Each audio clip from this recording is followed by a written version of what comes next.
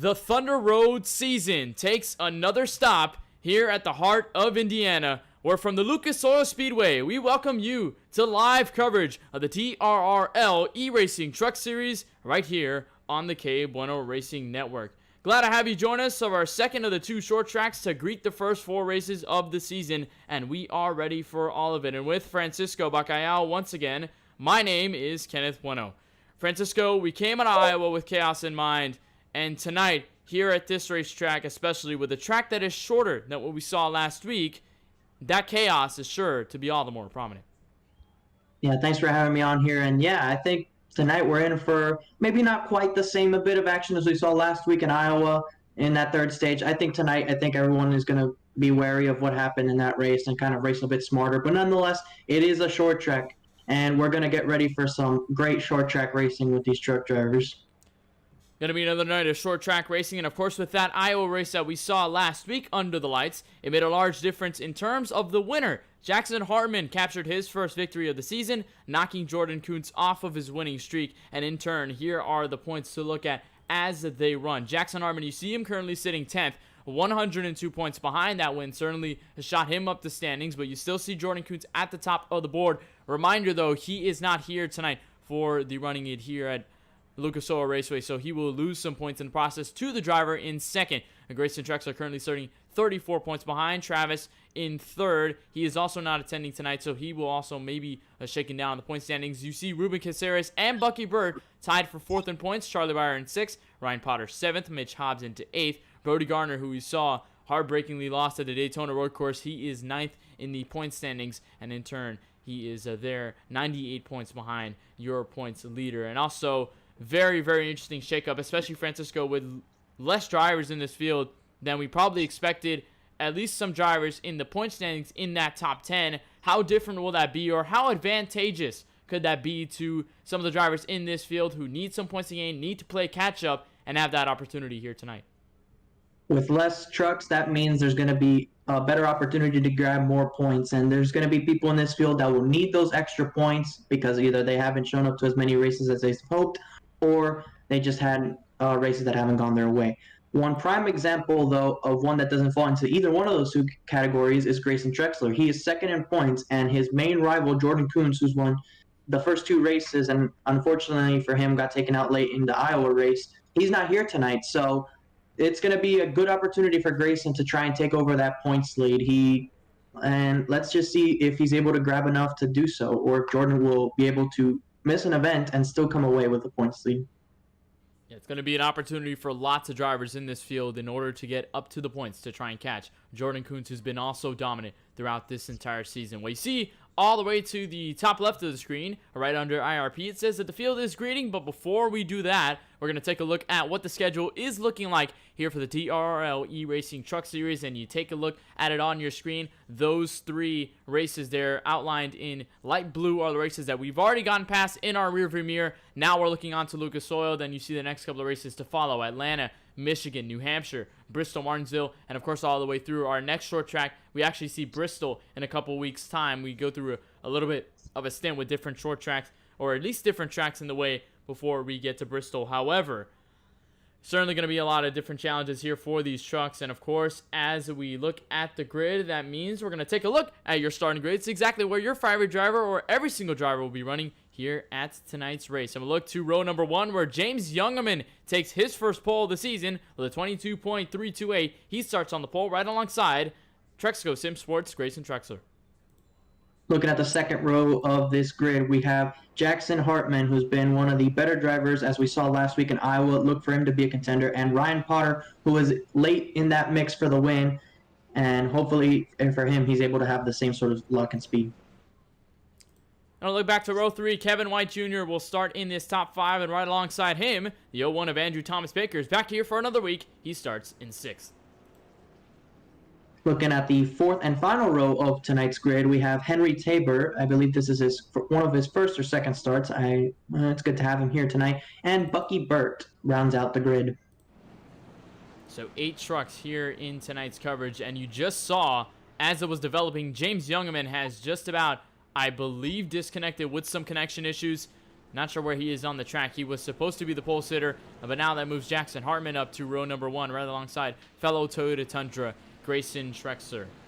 Going to be on our second short track visit here in this TRRL eRacing Truck Series season. Glad to have you join us here on the KBueno Racing Network. Going to be a lot of fun. 200 laps in the making, and it all starts right here. 54 and the 51 take the green flag, and we are underway from IRP.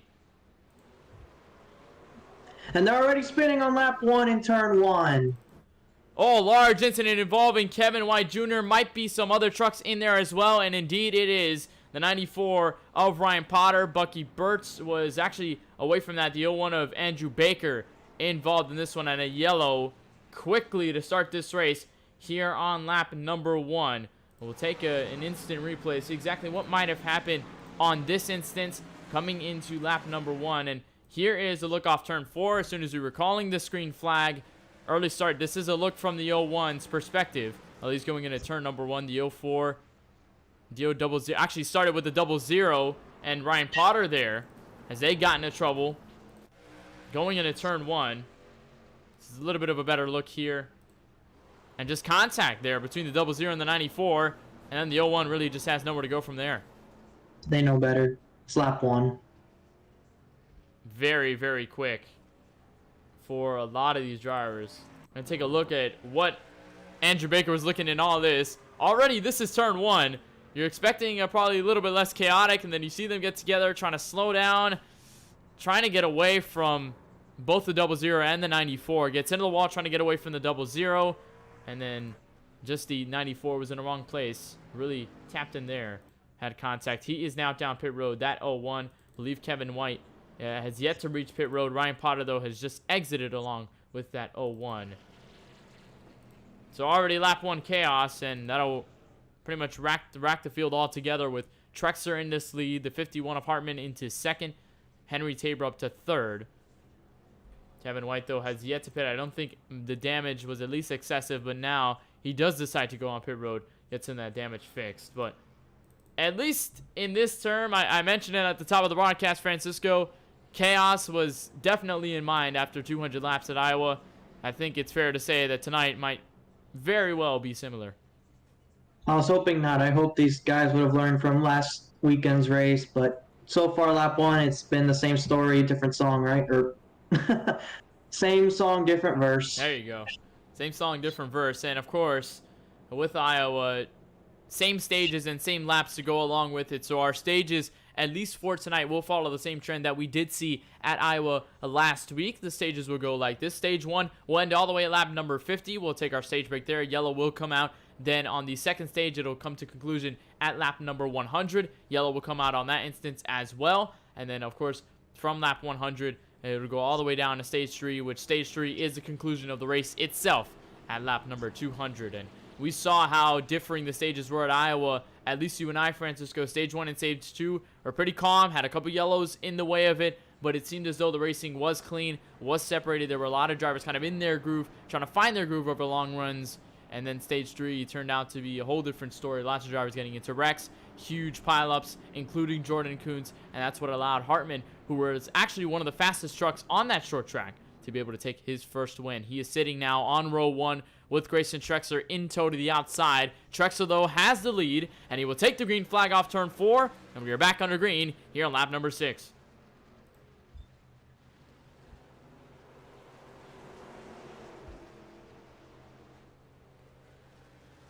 Little cleaner through 1 and 2 for that 54 Toyota Tundra Trexco SimSport, his own team. And you see already lots of drivers scouring through different lanes, trying to find the grip. You saw the 54 move all the way to the bottom, at least starting from the middle groove on entry, and a lot of drivers kicking up to the high groove to get that sort of momentum. And Francisco, along with the shortage of banking here at this track, you're looking at a lot of drivers skipping up to the high side rather than trying to be all the way to the yellow line, which probably would seem to be the preferred line, but you're seeing a lot of drivers trying to experiment their lines. How different is this, at least from Iowa, that we saw, where Iowa had a lot more banking, but this one, on the other end, is shorter and has less banking with a lot of drivers up to the wall? With the way these turns are and how tight they are, it definitely provides a better way of going around if you use the top. You're able to carry a bit more speed. The car rotates better up there, and you can see they're able to turn down. If you run on the bottom, you have to turn the wheel continuously to get it to exit. Instead, they can straighten it out and it's easier on the tires as well. And you'll see them running up here. You see almost everybody's about a lane and a half off that wall. So if you're looking for somebody to make a pass, more than likely it's going to require a slide job. And also might be at the requirement of fresh tires. We could see that coming later into this race if we see a long green flag run, which we did see at Iowa. However, this will probably take a little bit much more of an effect since you have less banking on display. You necessarily could use those fresh tires to go all the way down to the bottom, or at least do what these guys are doing in this early one. They were skipping to the middle, and you see them now turning the wheel all the way to left, getting onto that yellow line, at least on the exit of turn number 4, trying to get as much throttle as they could there. And had an expectation from one of the drivers, Kevin White Jr., who was involved in that first incident. He is sitting 4th right now. He said before this race, and talking to him right in the voice chat right before, he's mentioned that he said the cars were going to get very tight through the early run. They were going to be very snug, but then as soon as the run started to progress, you'll see a lot more drivers get a little more loose, and the track will become slick in the process. So that 00, I think his testament, or at least his prediction, is in fruition at the moment. A lot of drivers not really skipping, or at least having that back end kind of kick out, where we would probably expect it like we saw at Iowa. And here's a 00 trying to get to that 25. I think, Francisco, you said it right with the slide job, trying to make a pass. But Jackson Hartman is trying to make a pass for the race lead. He was able to get to the outside. That's the preferred lane, and I believe that's going to be spot taken unless that 54 can clear him, but I don't think he's going to. The 51 has the position on him, and he's the new leader. Jackson Hartman, after coming off the strong run at Iowa, was so close to Jordan Coombs, but then that final stage really propelled him to the race lead in those final laps, and he led all the laps that mattered the most. And Hartman, in turn, took his first victory, looking for 2 in a row, of course, on the short track side of things. And he's got by Grayson Trexler to do so already. Question is, though, how long can he handle it? How long can he stay up here? Or whether he's able to gap himself from the Toyota Tundra right behind him in that number 54.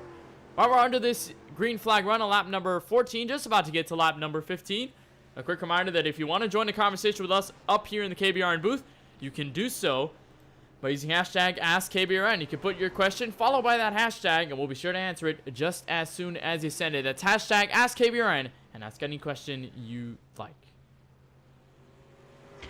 We actually got a question in the chat already by James Jungerman. He says, well, since I was banned from existence, who is your pick? So I guess you make your early race pick now, Kenneth. Well, I think it's very, very tough to really say anyone, considering we probably could have made the same amount of picks at a track like Iowa last week, but it was not very confirmatory. You could not really make a pick and confirm it because so many things were happening in that final stage that you could have your pick all the way at the front of the field, and then all of a sudden going into turn 1 or 2, they seem to go around, they get into an incident, something happens, caution comes out, and they get put in a really bad spot. Or it kind of seals their deal in terms of trying to get the race win. They won't really be able to do it. But I think right now, at least it's safe to say it probably would be that 51 of Jackson Hartman. And we saw how strong it was at Iowa. His only competition was with Jordan Kuntz, really. He was so quick that he got up to Jordan Kuntz at one point, but that long run did not help him. He was just not as quick over the long run. And really, he had a couple of times where he could put the fight to that race leader, but the mistakes that he was making in turn were pretty much harming his run, were faulting his run to the front, or at least to go to the race lead. So I think right now, best bet at the moment, Jackson Hartman, I think, is the strongest truck right now. Francisco, I think your thoughts, I'm not sure what your thoughts are, but what are your thoughts at least so far? I don't disagree with you at all. I think that 51's definitely going to be probably the best truck tonight, but I would not doubt the likes of the 54 and the 00. They're battling right now for the second position. The 00 was involved in that first caution. He has a little bit of damage, but you can see he's working his way through the field now, challenging for the second position. I believe they are teammates, correct me if I'm wrong, Yes. But they're racing for second, close quarters racing. You can see that 00's trying to take that second spot. Will there be any team orders here? I don't think so, but it just goes to show. I think this 00 could definitely be a challenger if he's able to get the track position on a restart to be able to fight with that 51 of Jackson Hartman. Well, as you're watching that battle, you just see how tough it is to really manage that inside. The 54 got into the wall, but he's still on that high side. You see how much of a run he gets, but the contact between the two teammates puts the 00 into the inside wall. Not around, so no yellow on the racetrack, but heavy damage to the 00, already compounded from the first bit of damage he got on the rear side of the truck after that first spin. But now he will fall positions to both Grayson Trexler, his teammate, and the 01 in the process of Andrew Baker. And now he's going to have to find his way around. Or the question is, how much hampering in that truck will it do with that damage? Well, yeah, he hit the left front pretty hard against that inside wall. It could be affecting his aero. You can see probably making him a bit tight.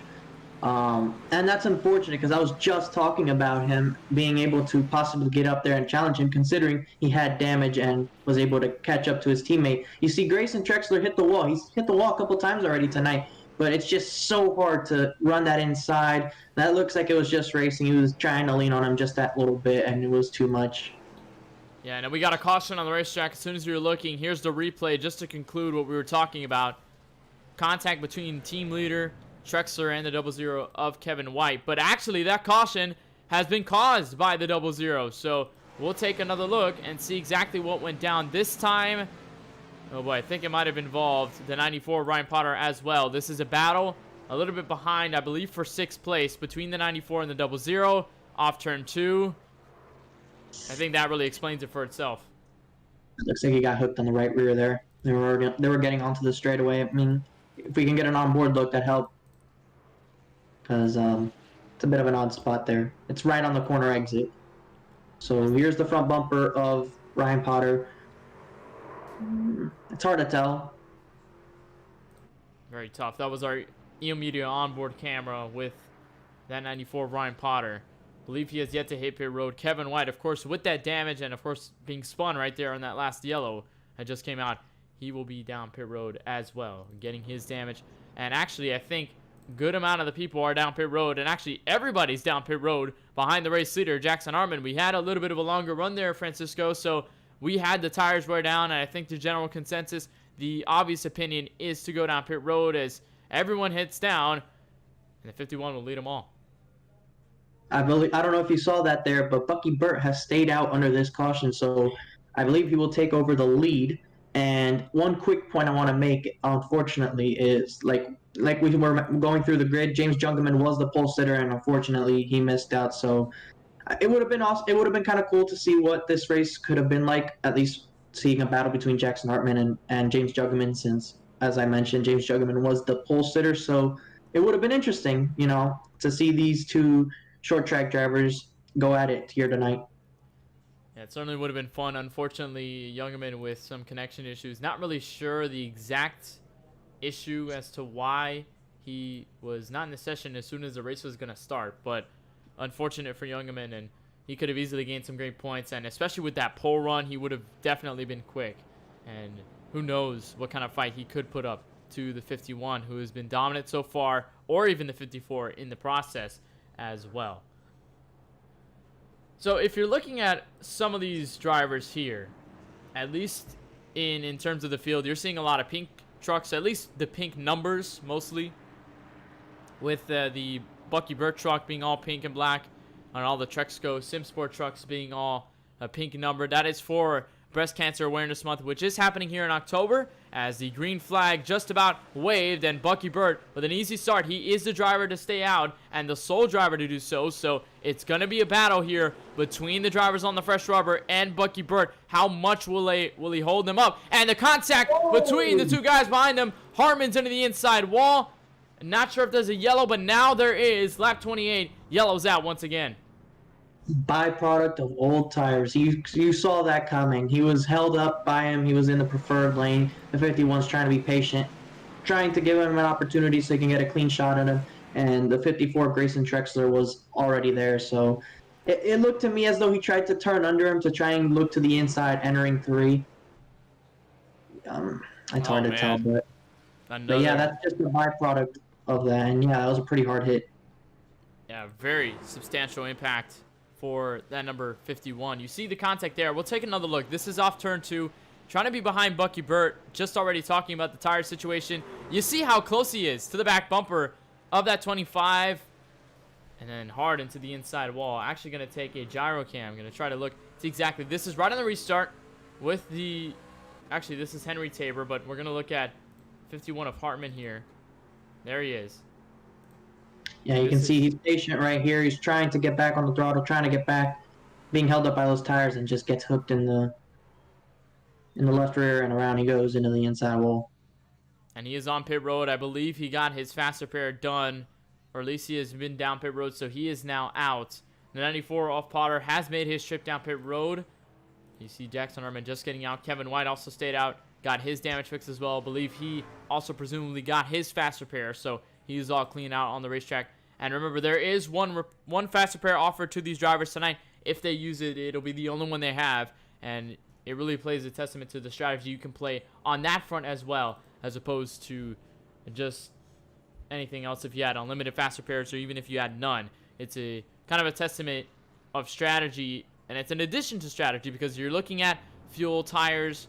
We saw the strategy split right there. Bucky Burt decided to not take tires on that run, or fuel for that matter, or even made the trip down pit road. And then you're seeing drivers getting their damage fixed. Of course, drivers with the fast repairs, some have not used them yet. Some haven't been damaged at all in this race in order to use them, much like the drivers of the 16 machine. Henry Tabor, who has yet to use one. I believe Trexler has yet to use one as well, but could correct me if I'm wrong there on that front. We have just under 20 laps to go in this stage, and definitely by when we go green, it'll be probably 17 laps to go in this stage. So I don't know exactly how those tires are going to fare. It's the first time tonight that we really get to see how old tires and new tires will work out. But I think that restart showed that the difference is enough to cause mayhem between the guys that did take tires. So yeah, I hope that we're able to stay clean this time and that everyone will be able to battle and get by Bucky Burt on those older tires a bit better. You know, we're already facing attrition, and it's not even the end of stage 1. Could be the conversation at hand that we might see within the next 18 laps or so to reach lap 50, and that'll be the conclusion of stage number 1, and we'll have a yellow come out there. One to go signal is there by the pace car. It means lights are off. We'll take one more loop around this racetrack before we head to the green flag. But something we did not mention at the top of the broadcast is the track info itself. I was going to go over this before we didn't have enough time, but the track length just about 0.67 miles around here, located in the heart of Indiana, actually the city of Clermont. Right, actually very near Speedway, Indiana, and the Indianapolis Motor Speedway. Track turns, of course, are at 4. Track elevation at about 860 feet. Your track temp is currently 82 degrees. And we just saw Henry Tabor go down pit road, so not sure what this situation is, especially on this restart. But nonetheless, going to try to monitor that the best we can and get that for you. But nonetheless, green flag is back out. Bucky Burt with a huge jump. Trexler, though, trying to follow behind. I believe Henry Tabor was...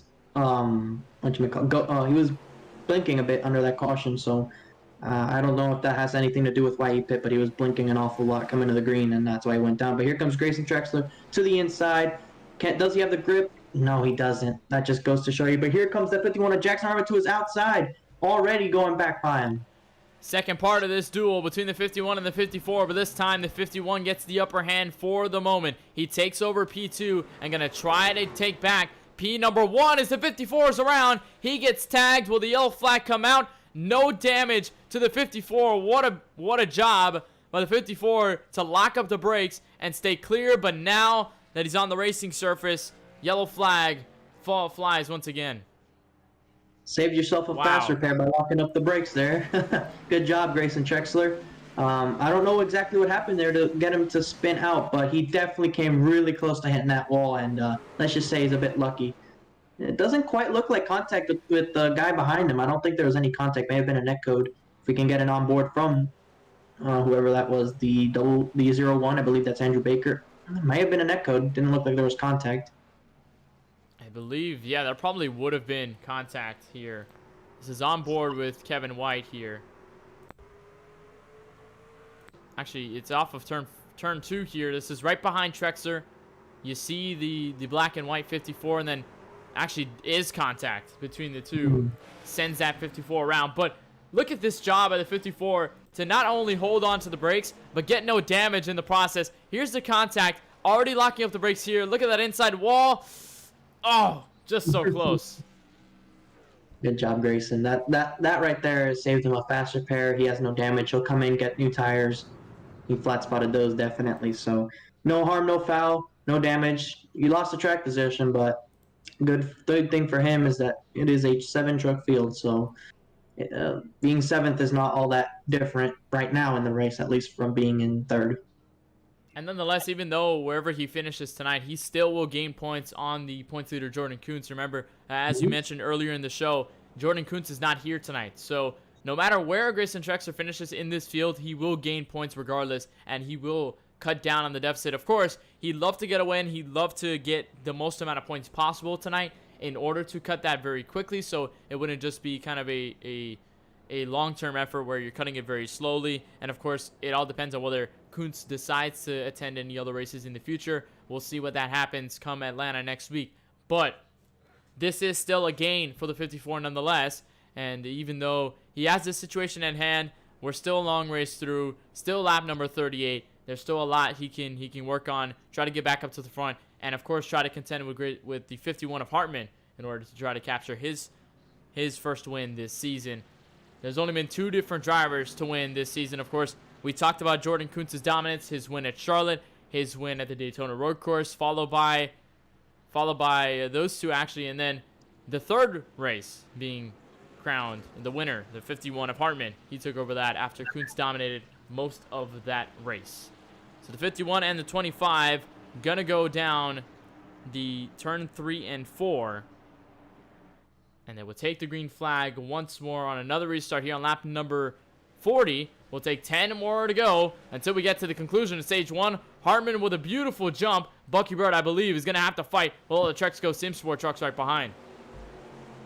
The teammates are going at it once again for the 3rd spot. Bucky Burt on those older tires, as we've mentioned before. He's going to be falling back, and these guys are going to have to try and get by him without making any contact. The 51 has taken off. He's leading. This is exactly what he wants to see. The 25 in the outside lane, the preferred lane at this racetrack, holding these guys up so he can have a better shot of winning this stage, which ends in about 10 laps from now.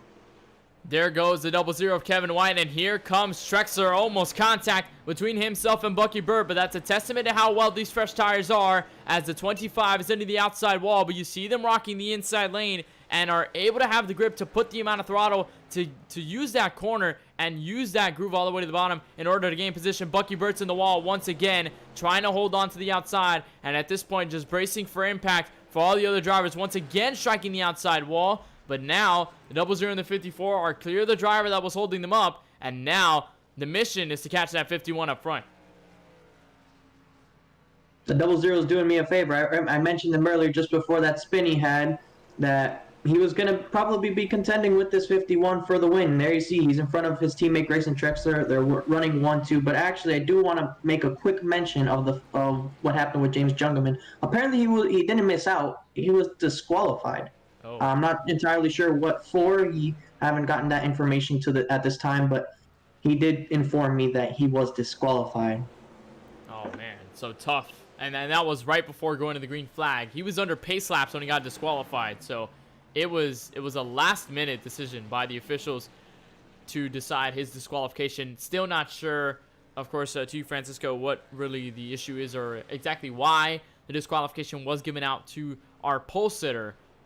Well, he still will be credited for pole, but he will not be credited for really any finish in this race apart from last. Already, he did not start this race at all, so he is currently 8th on the racetrack right now. I believe the only car, or the only truck at least, to not be on the racetrack alongside that number 32 is the number 94, Ryan Potter, currently sitting 15 laps down with an incident a little bit early on in this race. But right now, we're looking at Kevin White, just about talking about him for a couple of minutes, and now his fellow teammate and team owner, in fact, is right to his back bumper and going to try to make a move, possibly for second, as they continue now. But Hartman right now catching about 4 laps to go in the stage. With these two battling, it's safe to say Hartman might just cruise away with this. I think we need to watch this battle. These guys have already made contact today, so they've been showing they're going to race each other hard, and they're willing to use their cars at a certain time. So this is going to be a good battle for second. But I want to make a quick point that tonight is an opportunity for everybody in this field. Jordan Kuntz is not in this session, as we've mentioned before. So there's a guarantee that he will not be winning the race. So everyone here sees that as an opportunity to try and take a win, because who knows when he'll be here again. So I think everyone sees this as an opportunity to get a win as Grayson Trexler gets the wall off turn number 2. Trexler still trying to catch up to his teammate in the 00, and he's relatively gotten closer. You can't take any credit away from that 54. He has fought all the way to get back up to his teammate's bumper, but in turn, this is not going to help his situation to turn 4, at least coming to the end of the stage, as now there's just about 2 laps left until we conclude stage number 1. Hartman still controllably at the front of this field, using that high line, just kind of keeping his groove, and he's going to take the white flag here. Stage number 1. At this point, Hartman's going to get the stage win if no mistakes are made, but Trexler in a dogfight with his teammate for second. It's going to come down to the line. Does the 54 go for a move entering turns 3 and 4? Do the stage points mean that much to him? There he goes, down the inside. He's going to try the slide job on him. Is it going to work? The crossover by Kevin White. They're going to make contact. No, they're not. Kevin White gets him back. That's a great battle for second.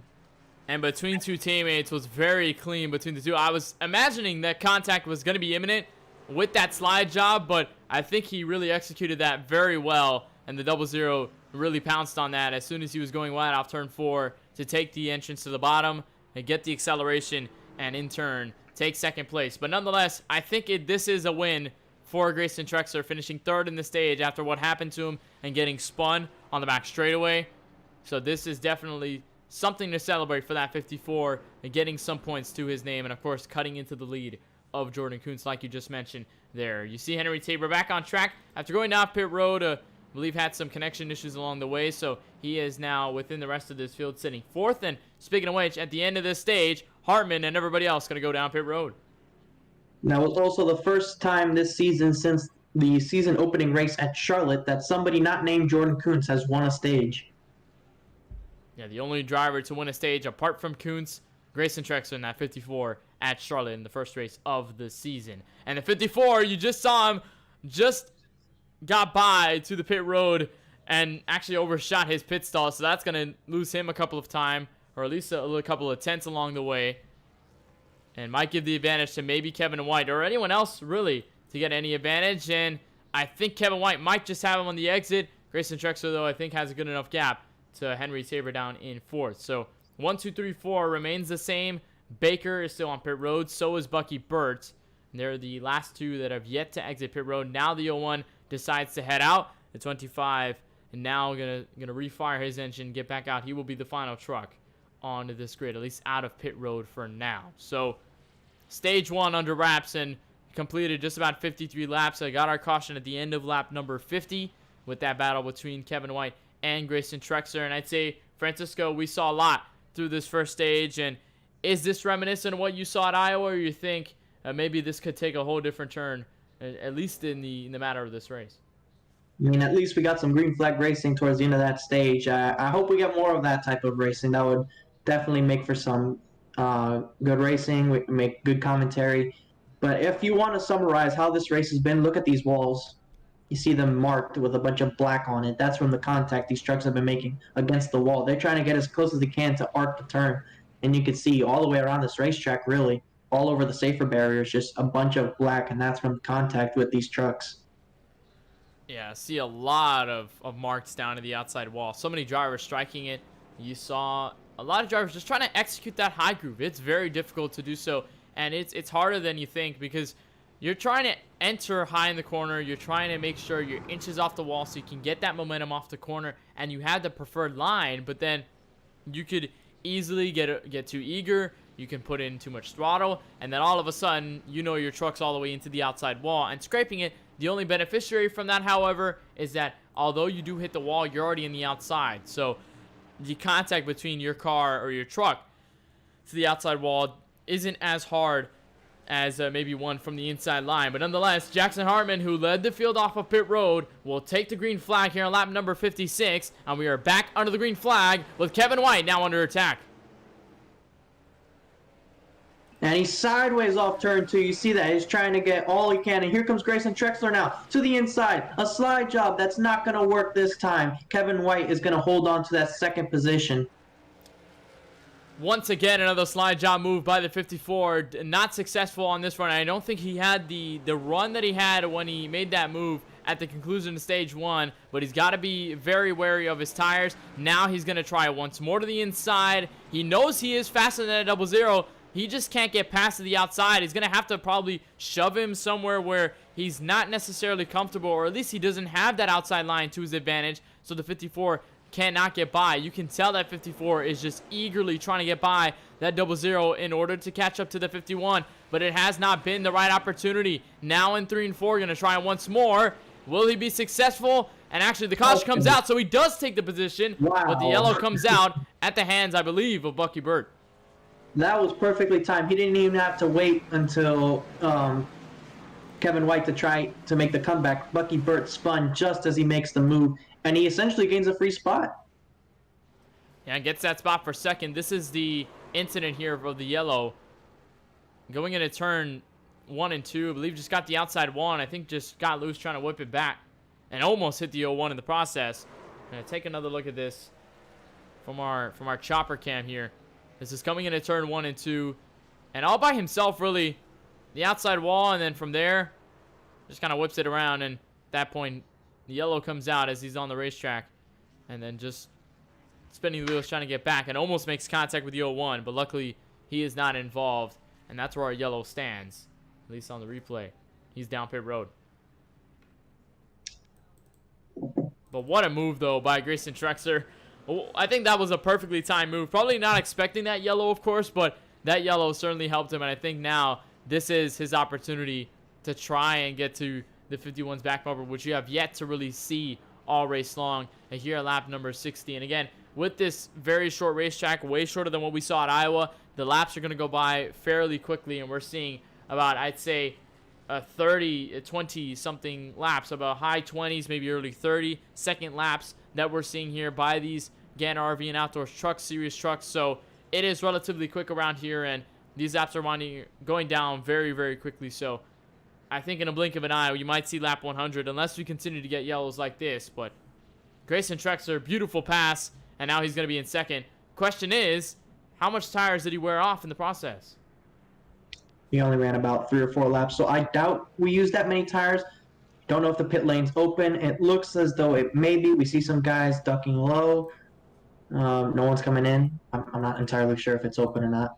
I think, actually, that this time we may be coming to the 1 to green. So the show that those teammates have been putting on has been astounding. They've been racing each other. They've made contact already today, but they've been putting on a good racing battle for us to watch up here in the booth. And we'll see whether that battle will creep up all the way to the leader in Jackson Hartman. You see the 51 takes the outside lane, so he takes the preferred lane. Of course, he's probably going to get an early jump anyway on the field, so he'll be clear, at least going into turn number 1 for the most part. Trexco's Simsport will occupy 2nd, 3rd, and 4th, with 2 of the Tundras sitting on the inside in the 54 of Trexler and the 00 of Kevin White. So this could allow that 16 of Henry Tabor to finally get something, or at least try to get position in there as well. It's just a matter of how quick he can be on that reaction, at least on this restart. But we're just going to have to see, as Hartman, the 54 of Trex, are going to be the first row coming off of turn number 4. We're into the restart zone, and we're back green here at lap number 63. A monster of a start for the 51 of Jackson Hartman. He just took off and made sure nobody was going to get to him. And you see the teammates are back there in second and third as actually Kevin White hits the wall and is going to get passed by Henry Tabor. And here comes Andrew Baker behind. Andrew Baker, who just went down pit road, is going to try to look to the bottom groove to try to get around Kevin White. He has yet to do so, and with that mistake, puts the 16 into second, but now the 16 on the outside wall, which will give back the position to the 00, and now position to the 01 of Baker, who was slipped all the way to fourth in that exchange. So now he's going to try to catch that 54 of Trexler, but meanwhile, Trexler has all his eyes on that 51 machine. Oh, look at Andrew Baker sideways off turn 4. He was able to save that one. What a good save by him. He was fighting for all the grip he could off of turn number 4 and kept it under his. Wow, very quick, and I think it's one of the various examples of drivers getting loose. We really haven't seen that as much tonight as I'd say we saw at Iowa last week, where even just off the corner trying to put the throttle back in, lots of drivers getting loose. The back end was kicking out a lot there. And we're not seeing that as much here at this track. And we did see that with Baker, but we're seeing a lot of these cars being a lot more comfortable, at least using that high groove. And of course, I think being very variable on the throttle, you're being a lot more caring with this throttle than I believe you would be at Iowa, since there's a lot more banking. You could try to mash the throttle a little more, and in turn, that could allow the truck to spin around. But here at this track, you don't necessarily see the truck get very loose, unless you're all the way to the bottom trying to get in between the seams, and that's where the banking kind of changes just a little bit, and there you can end up getting some issues there. But you just saw that 51 get into the outside wall. He now has damage to his Toyota Tundra, and I think that did allow Grayson Trexler to catch up just ever so slowly. So now the 54 is into the outside wall, and they're both making the same mistakes now as the gap remains, I believe, just about a second. I'm going to make a very unorthodox analogy here. So it looks as though the way you got to drive this track is like a dirt track. You're right up next to that wall and you're trying to find that cushion because you're running against the wall very closely. You see they're about half a lane off of it, trying to run as high as they can. But if they push over that cushion, and we've seen a lot of that happening tonight, they're going to get into that wall. They're fighting to get the throttle on as early as they possibly can. The only way you're going to be able to make passes is with slide jobs. It's really flat. So my analogy is the way these guys are going to be driving this racetrack is essentially a dirt track, but with asphalt grip. Yeah, we've seen the nature of this racetrack in real life apart from the sim, and this is a very nice racetrack in my opinion here on the service, but in real life it is a whole nother beast, and we've seen the amount of races, or at least I'm not sure whether you've seen it, Francisco, but there have been obviously the races that have here in the past couple of years. Obviously there's still racing going on at this facility. I believe ARCA still makes their trip over here in IRP and Lucas Oil Raceway to make one of their races on their schedule. The NASCAR Nationwide Series, as it was called back then, a couple of years back, they had some races here at this racetrack, and it provided a vast amount of entertainment for this very short track, which had a lot of excitement with a lot of drivers really trying to battle their race cars, and very, very fun there in those couple of years that the Nationwide Series did visit this racetrack. So this track does have a lot of history with not only, I believe, dirt machines and dirt vehicles, but with these stock cars. And I'm not sure whether it's as familiar with the trucks as it would be for any other type of stock car, but stock cars do run here, or they have run here before, so the nature definitely is there with the stock cars, and you can tell as soon as you step foot, or at least you mash on the gas pedal in the sim to try and get here, or maybe if you have ran it in real life as well. But we're looking at this battle, at least trying to look for first.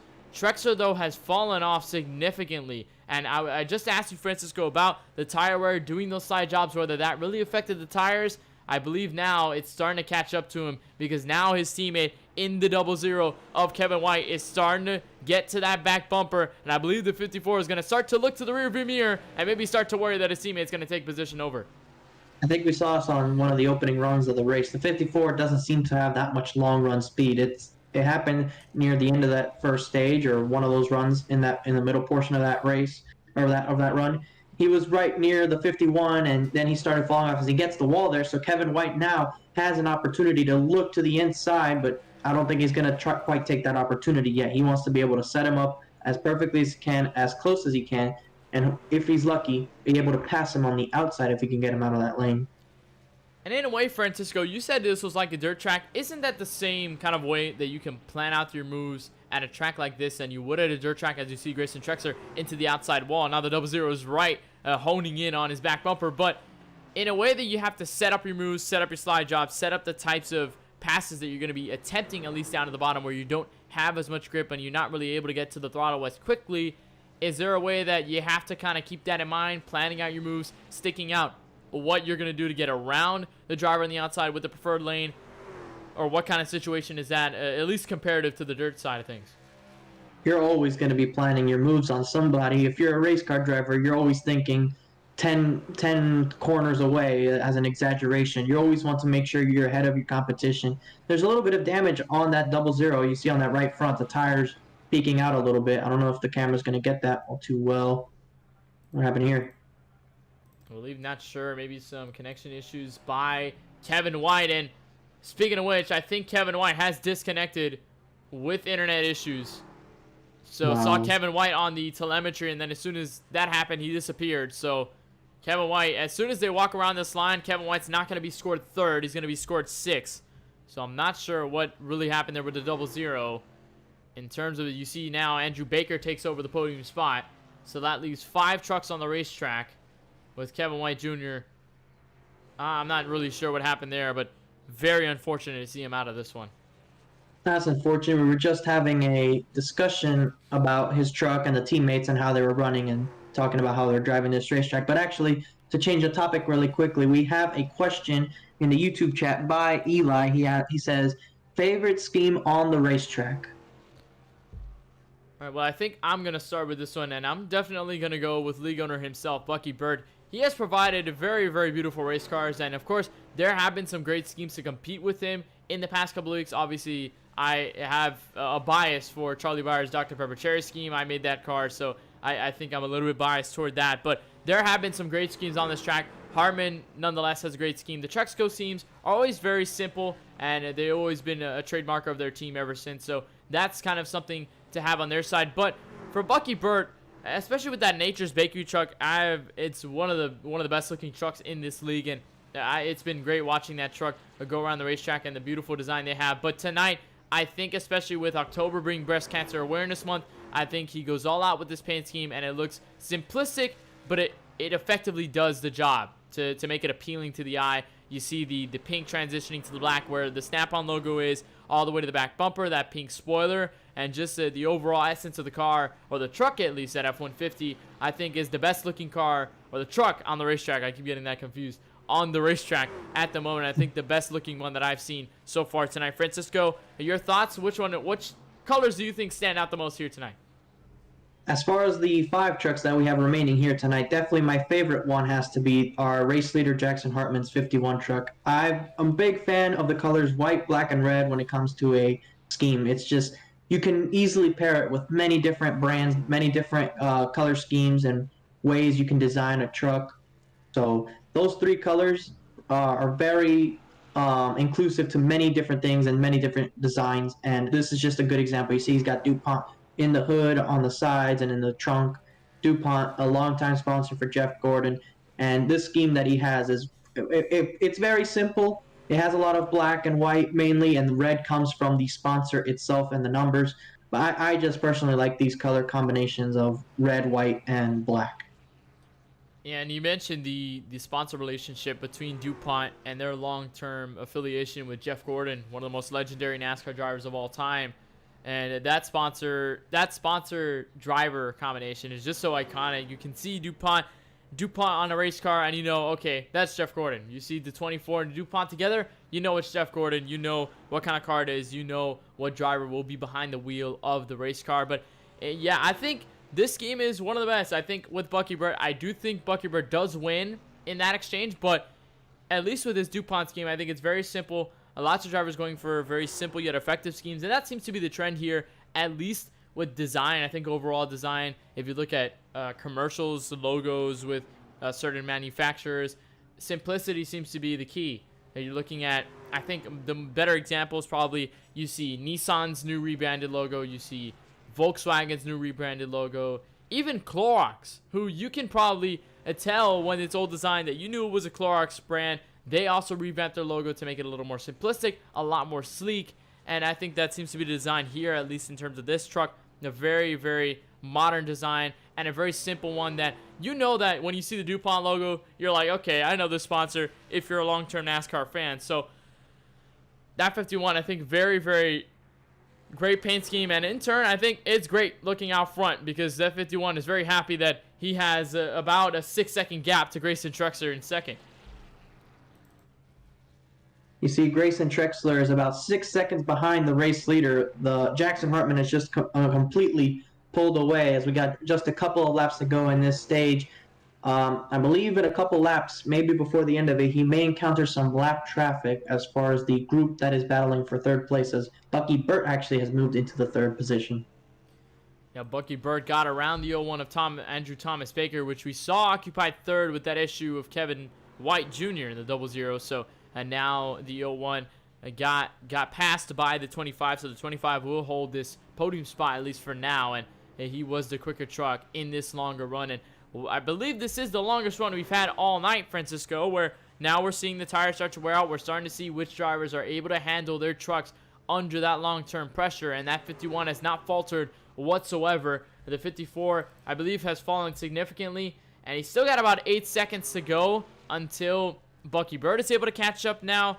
So a very long gap between first, second, and third. I think for Grayson Truexler, though, now the only motto, or at least the only motive within these final 8 or so laps to the stage end, lap 100, hang on to second, kind of reduce your mistakes, and take the points that will help him certainly as he came into this race, 34 points behind the points leader Jordan Kuntz.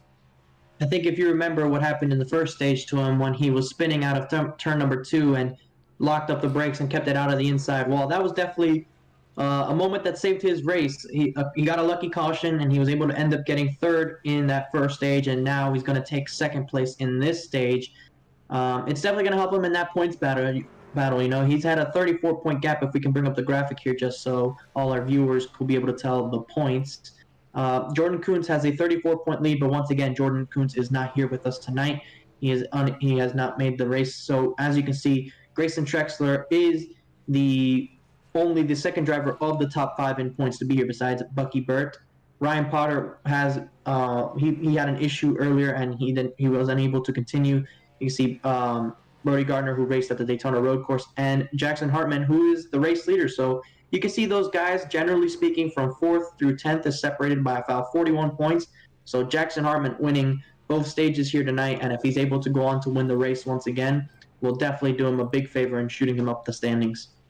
Yeah, Jackson Hartman, 106 points coming into this race from leader Jordan Kuntz. So with that win at Iowa, I think if he captures both stages here tonight and he's able to win here, if he's able to hang on, if we have a chaotic stage 3, who knows? But that 51 is awfully looking very, very dominant here tonight. I think replacing Jordan Kuntz in a way, kind of stepping into his shoes and taking over his role as the dominant driver in this series so far, at least on the short track side of things, Jackson Hartman has gotten it done, and he's gotten to lap number 98. I heard something or some carnage happen a little earlier. It might have been some driver in the wall. I think it might have been Henry Tabor who might have tagged the wall on the way to turn 1 and 2. He is very, very far behind the rest of the field, currently 21 seconds, and there's Jackson Hartman in 3 and 4. So he's already about to start lapping some guys here in a couple laps, but not sure really if he has enough time. 2 laps to go until the stage conclusion. What a performance from this 51, but we know not to rule anything out. Just last week at Iowa, we saw Jordan Kuntz was absolutely dominant, and then it was in that third stage where his race ultimately went into dust with that late race incident with Ryan Potter that took him out of that one. So we have to wait because it's not over until it's over. Right now, it's final lap of the stage, so this 51 is probably most likely going to get back to the line and win this stage, but we know that, especially after last week, we cannot call anything before it is actually happened. So Jackson Hartman going to come off of turn 4 and not lap Henry Tabor, but he will win stage number 2. And he'll cross the line first. We'll wait about 9 seconds until we get to Grayson Trexler, who's now coming off turn 4. He will take second. Bucky Burt is sure to take the podium after battling with Andrew Baker in that long run. Henry Tabor, the final truck on the racetrack right now, will secure 5th. The only 5 trucks here as the caution now waves at lap 100. And now we'll re-rack the field under the hands of the pace car. And we'll be sure to see pit road stops happening very, very soon with the leaders and practically everyone on the racetrack right now. A little bit of information by Brooke McCrory, who's into the chat, the YouTube chat tonight, says that Bucky's birthday is tomorrow. So I think a very fun fact for the league owner, and that's something great to see. Currently in 3rd place. I think if he handled this, or at least could go up to try and get a win here tonight, that'd be a birthday present for the league that he owns. But obviously a early happy birthday from us here at the KBueno Racing Network, and all well the wishes. And of course, I know with this pandemic, it's hard to really do anything, but we hope that Bucky has a great night tomorrow with his family and friends. As you see, the 01 tried to get down pit road, tried locking up the brakes, and in turn missed his pit stall. What happened there with the 01 as everyone's down pit road and all leaders? Yeah, he's probably going to come back in later and restart at the back. I don't think it'll be too much of a loss for him. He was in the 4th position, so it'll be a net loss of 1 spot. I don't think it's going to mean too much. But yeah, he kind of locked it up entering the pit lane. I think he was trying to avoid Bucky Burt and decided it would be better if he took to the grass to avoid both of them getting damaged. So heads up play by him. And I think he'll be coming back in and pitting this time. As the 54 is coming in again. Well, I'm not sure what's happening here. Jackson Harmon just exited pit road. Henry Tabor got out before all of them. Grayson Trexler did go out before all of them, but he's now back down pit road. So this is odd. Assuming with Baker down pit road, that means Henry Tabor will inhibit the race lead from all of this. It probably should have been Trexler, but Trexler's now down pit road. Baker, obviously, with his miss, we're probably going to take a replay to see exactly what happened there, because that was a very odd situation for Baker. Scoring mishap, and during this whole pit dilemma, we saw something like this happen at Iowa with Ron Holmes. There was a bit of a scoring issue, and it ended up benefiting him, but just a bit odd. As we see the incident with the 01, he tries to go into the access road and just missed it entirely. Yeah, and I believe just trying to get as much speed as he can going into the pit lane and trying to get heavy on the brakes, but he was already in the grass and he clipped the grass, so then he was stuck in the grass and locked the brakes up there and obviously missed the pit lane there and almost had a meeting with the pit road attenuator and the pit road wall. Luckily, that was not the situation. That could have easily taken him out of the race, but fortunately, he did not make contact with that. He just kind of brushed off and went into the grass and missed the pit stall. He's still in this race. Although he is sitting 4th, he actually gained a spot on Bucky Burt, who I believe might have been either stuck down pit road or had a penalty in the process. He will be the final truck to round this out. As the field will come off turn 3 and 4, pace car lights were off, so it did go down pit road, and Henry Tabor will lead the rest of the field back to the green flag on lap 105. Good restart by him. He needs all the ground he gets because that 51 is going to come, charge, and hound the back bumper of his to get by him.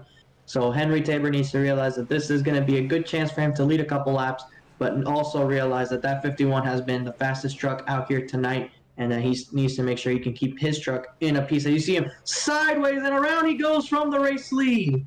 Henry Tabor around the first time we see this, and a caution out as Tabor gets loose off of turn number 4 and gets sent around.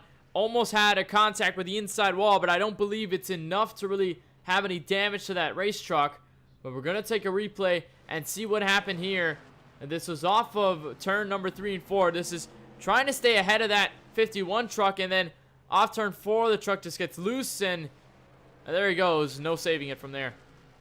Yeah, you can see that one coming from about the center of the corner. The right rear of the car generally was a lot further out than it would normally be, and it just came around. He was unable to catch it. You see on board here with the gyro cam right there. You see he's going to start.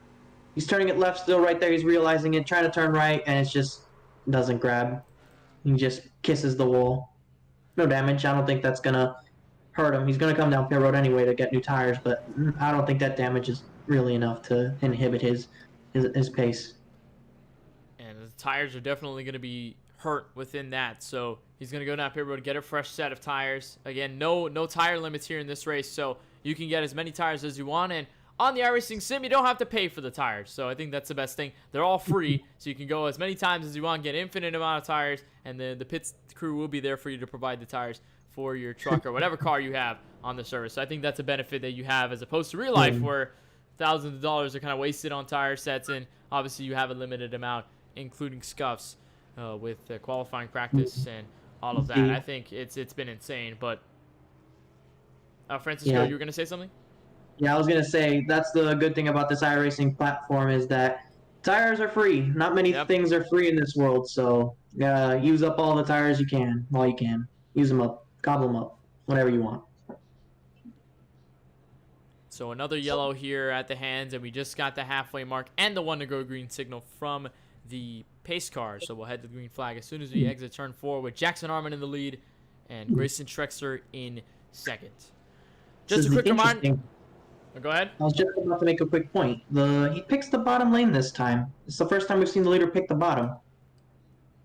Indeed it is. First time he goes down to the bottom. So interesting development. Might be kind of playing around with the competition maybe. I think if he's just able to get the grid restart, he won't really have to worry about picking any lane, because if the 54 is not able to contend on the restart, the 51 will be clear, and then at that point, he can use whatever line he wants in terms of doing that. And as I just say that, he does so. So back under the green flag here at lap number 111. Hartman at the head of this field. Trexler, though, trying to play catch-up once again. That move, however, of the 51 restarting on the inside, you see, has allowed Grayson Trexler to at least maintain ground because he was able to have a better entry into turn 1. You see, he's going to go for the move, a huge dive bomb, but he's not going to be able to make it stick. He realized that was his opportunity to try and take the lead from him, as I was mentioning, that extra close gap. Oh, and the 54 trying the slide job that he did to the 00 just earlier in this race, so this time on the race leader, and it was not successful, so he's going to have to hit the reset button, try one more time, at least if he's able to minimize the gap a little more. But now, though, I think his fellow teammate and Henry Tabor might start to be catching up, but I think the gap might have grew a little bit, as that 16 is going to have to fight with the 01. The 54 now, I think the gap has grown as well on that front, so Hartman still at the front. Trexler, I think, trying all he can to get closer to that 51, or at least have a shot at passing him like he did with that slide job move. Yeah, he's had a short run car, Grayson Trexler has. On the long runs, I don't think there's anyone that's been able to match the speed that Jackson Hartman has had. So Grayson Trexler, realizing that the short run is opportunity, as he gets the wall there, he realizes a short run is his opportunity to make a move, and immediately just went for it, hoping it would work. Yeah, Trexler, we saw, had a long-run truck. Here's Henry Tabor, though, battling with the 01. This is for podium spot in P3, as the 16 manages to hang on with that damage. He was the cause of the recent yellow, but with the amount of trucks that we have in this race, you could easily make a mistake, then go back up through this field. This is an interesting approach, though, all the way to the apron to try something to get to the bottom of the 01. Was not able to make it stick. Gonna try a slide job here, but I don't think the distance is manageable, so the 01 will take over P3, and now Bucky Bird, I think, with all this, might be able to catch up, but we saw with Bucky Bird, he is a better long-run truck than a lot of these other drivers in the field, apart from Hartman, so maybe we could see the 21 enter the picture here, or the 25 enter the picture here, as the 16 and the 01 still do battle here for third. You see, these guys are pushing it, they're getting into the wall and such, as we see Grayson Trexler, you see, exiting with an interesting line off turn 4. He was down below the apron, probably trying to get it as straight as he can, enter high in that wall, and then cut it down. You see, we don't see the same exact line in turn 2, but Jackson Hartman's just on a different world right now. The only way I see that he could maybe lose the lead is if he makes a mistake like he was at Iowa, where he was making a couple of those, or if somebody stays out or everybody stays out for that matter, and does the opposite of him in a late caution. It's 83 laps to go, so if it stays green, we won't be far from the end. Yeah, and that's another thing to bring up, Francisco. You just talked about the split down pit road.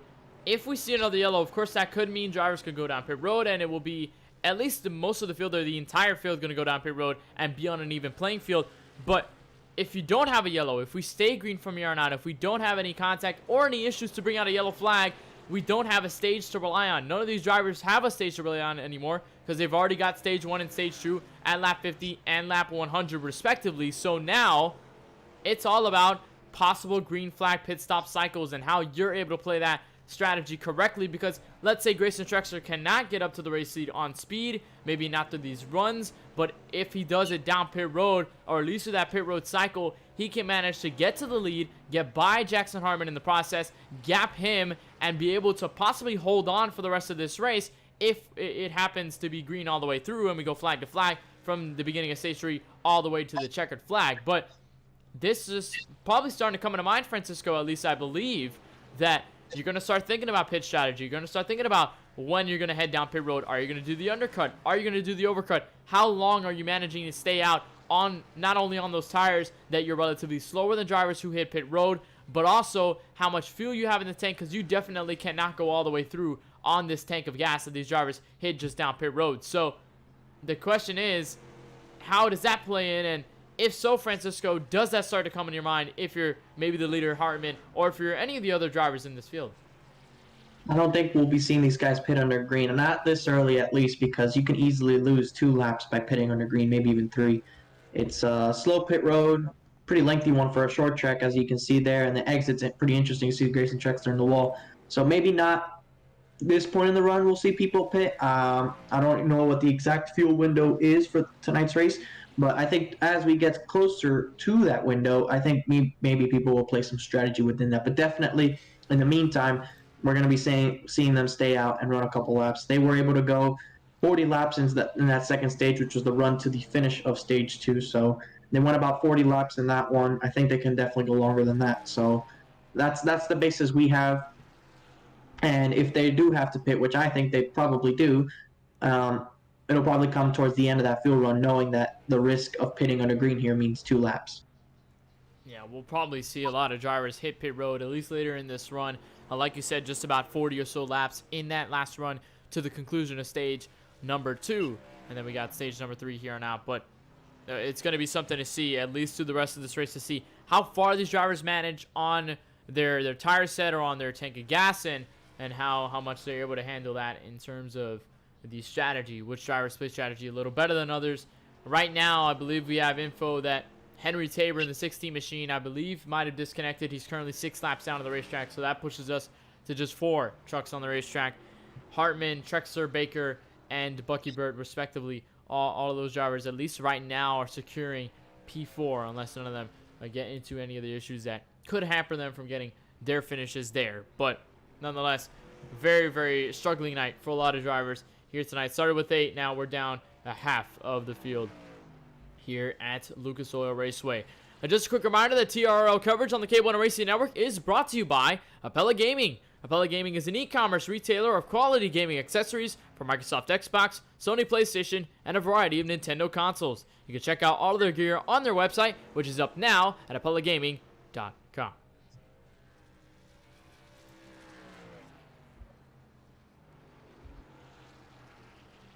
So still under the green flag, and we're just about approaching 70 laps remaining in this race.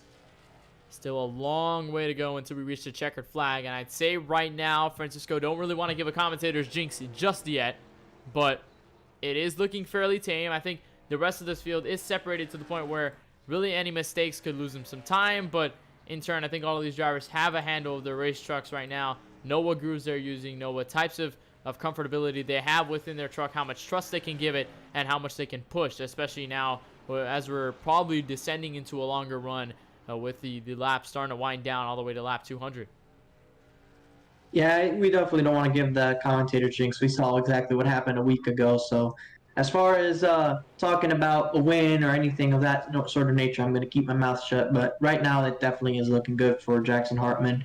We're not going to count anything out of the realm of possibility. We could have late caution or caution in the middle of pit stops if they begin to happen. So definitely anything could happen, and we need to keep our wits about.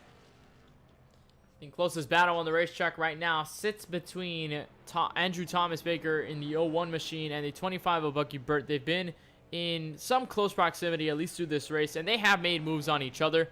But now, at least within this run, Bucky Burt has kind of minimized the gap. They're within about 12, 13 seconds behind the race leader, but they're within a very close range. So that 25 could easily get up to that 01, and that 01 could make mistakes that will allow the 25 to gain spots or gain that spot, or at least gain time. Right now, the gap's sitting all the way to from second to first, from Grayson Trexler all the way to Jackson Hartman, your race leader. He's currently sitting at about 3.433 seconds, almost about 3.5 right now. So you can tell that that 54 is just not as quick right now, especially as we're getting later into this run, as he just scrapes the wall off of turn number 3 and 4 there. And Jackson Hartman seems to be kind of walking away with this one, and a possible lap traffic in the books if he's able to make that gap even larger. Yeah, with the way it's going, it'll be very possible for him to catch up to those two drivers of Andrew Baker and Bucky Burt before this is long said and done.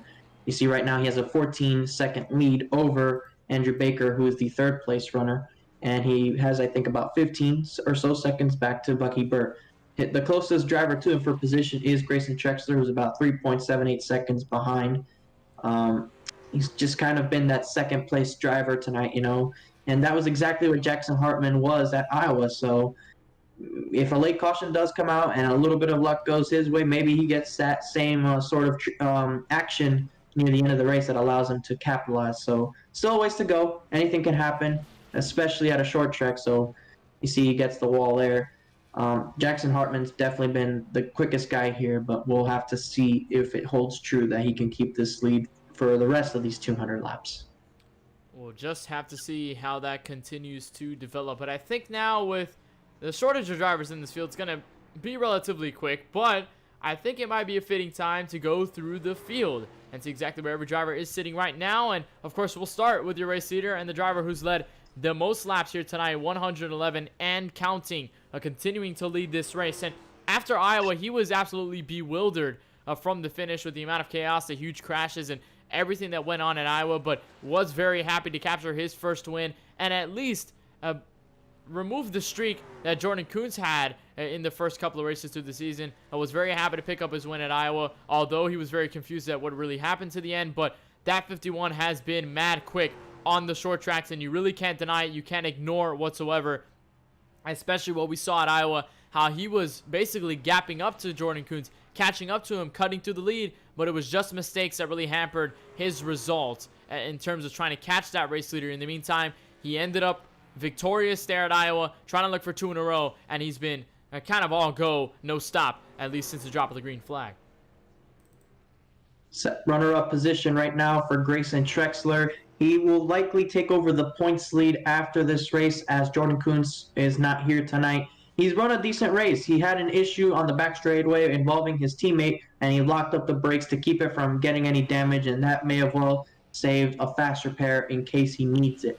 Right now, in the second position, as I mentioned, he's led a couple laps. He's been battling with Jackson Hartman and Kevin White before the internet issue for him.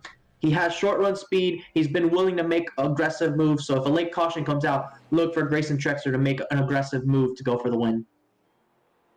Andrew Thomas Baker in the number 01 Ford F-150 has been one of the stealthier drivers in this field, at least from what we've seen. He's maintained position. He's been within, of course, the top 10 since less than 10 drivers showed up tonight. But that 01, I think with tonight's run, has been fairly sufficient. Has been able to hold off some drivers really behind him, most notably guys like Ryan Potter, guys like Kevin White for some part, Henry Tabor there as well, now holding off Bucky Burt for P3. So I think with the shortage of drivers in this field, Andrew Thomas Baker is looking for a great one, and a podium run certainly wouldn't be something to complain about for that 01. He's currently rocking the inside and sitting right now in third. He's only led the 1 lap so far. Tomorrow's birthday man and league owner Bucky Burt. He's led 10 laps today, and I want to wish him a happy birthday. So tonight he's led a couple of laps, as you see there, and he's been in the mix. Tried some strategy earlier by staying out. It worked a bit. It caused some drama, but who knows? Maybe he tries to do the same thing. But his biggest concern right now, as you see, he's running about the middle to the bottom of the racetrack. You see in the frame right there, the leader is getting ready to lap him. So he's going to try and fight real hard to try and stay on the lead lap, because I don't think he will be willing to fall 1 lap down.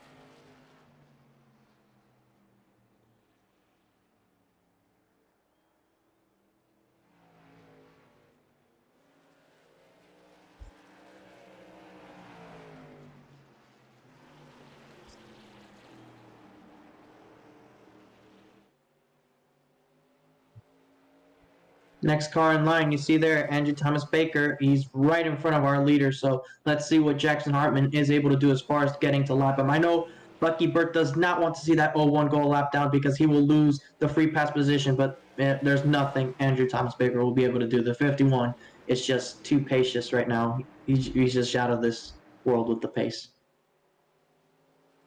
He's been so well and so dominant, Jackson Hartman. So he gets by both the 25 and the 01. But I think in that whole case, Francisco, that's allowed these two to be closer to each other than they've ever been. So now the 01 and the 25, who has been working the same lines, both of them have been very comparative through this run. The 25 is now going to have a shot at a podium, going to try to get to the outside. We'll see if he has the run, and indeed he does. So pick up the 25, Bucky Bird all the way to the podium spot as we get to lap 150. 50 laps to go here at Lucas Oil. This has been the longest run of the race to this point, and as you mentioned, the 25 did pass the 01 using the high side, and he did change to that line when he was about to get lapped. So he's found some extra pace up there, and it gained him a spot, and now he's pulling away from Andrew Thomas Baker. And if you look at second place, Grayson Trexler, 8 seconds behind the race leader. He's in a world of his own, completely alone on the opposite side of the racetrack as all those three were, just running lap times. He has no one around him. Must be pretty lonely right now. 8 seconds from Grayson Trexler to Jackson Hartman, so it's about half of the track.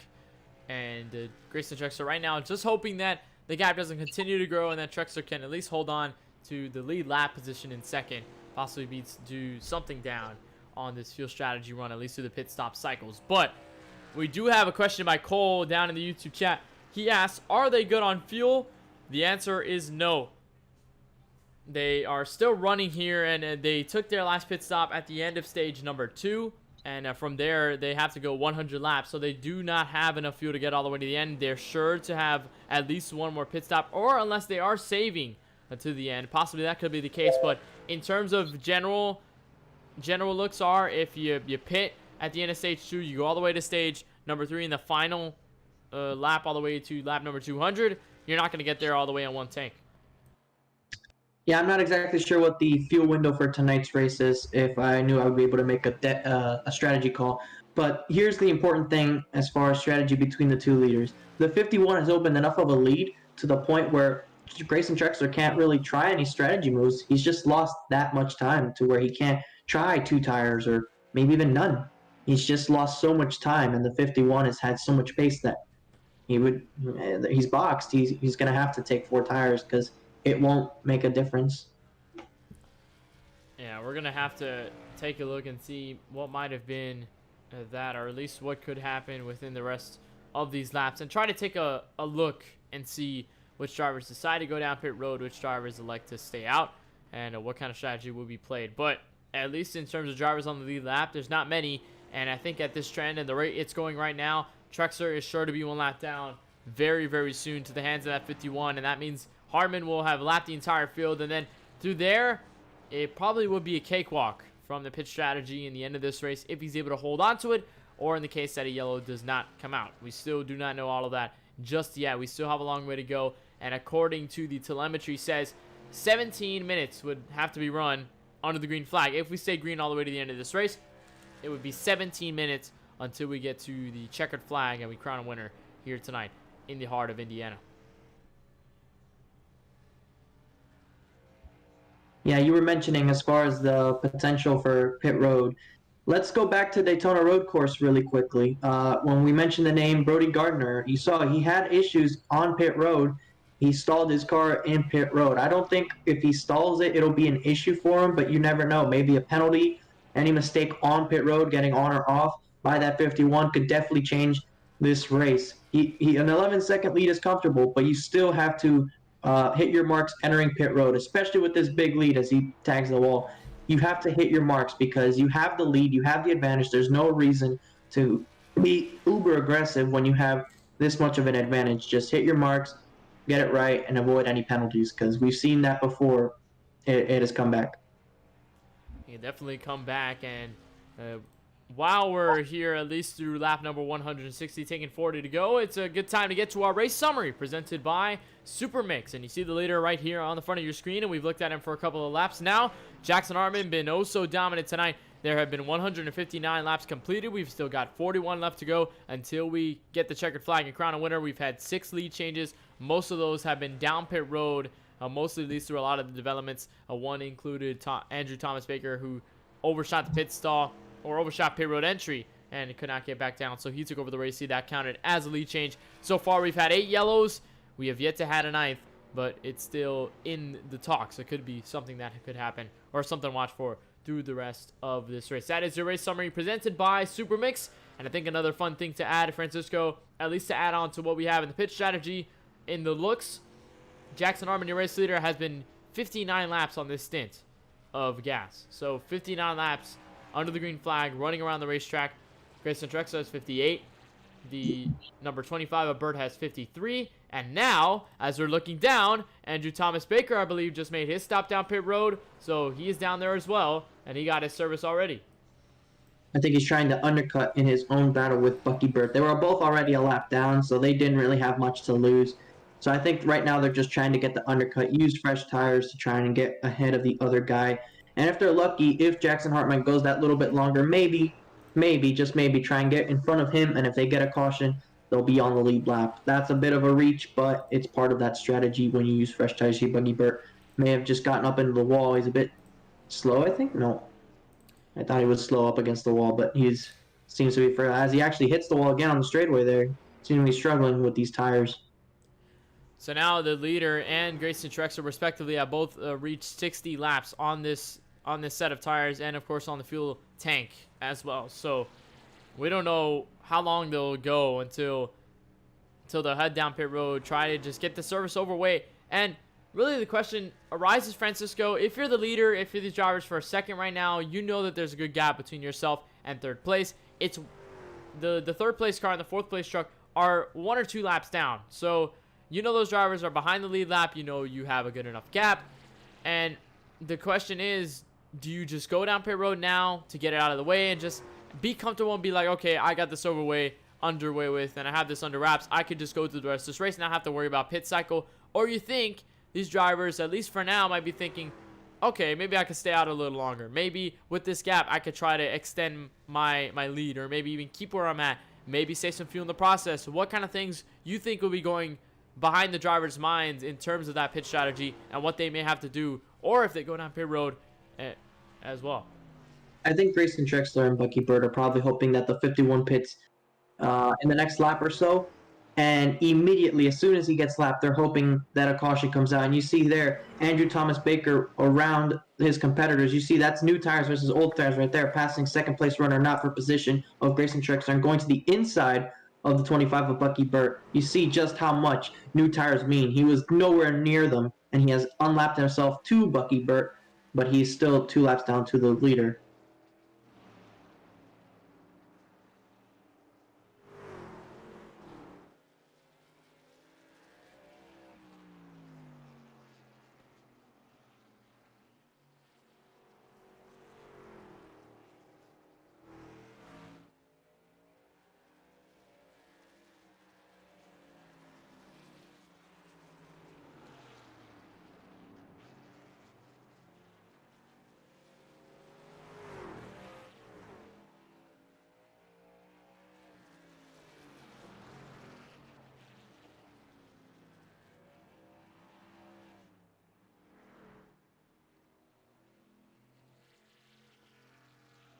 Yeah, I think he realized that there was no point in staying out there any longer. There's about 30 laps to go, so come in now, take the tires, and just run to the finish. He definitely didn't want to lose any more time than he did already to Andrew Baker, so he's going to have to try and run him back down, which he could. He was faster than him that previous run. He's going to lose a lot of time here, but he'll have fresher tires now than Andrew Baker, so that coupled with the fact that he was already a bit quicker than him should lead to an interesting battle down the line. So we just got about, I'd say, 30 laps to go until we reach the end of this race. So lap 172 out of the 200 scheduled to run tonight.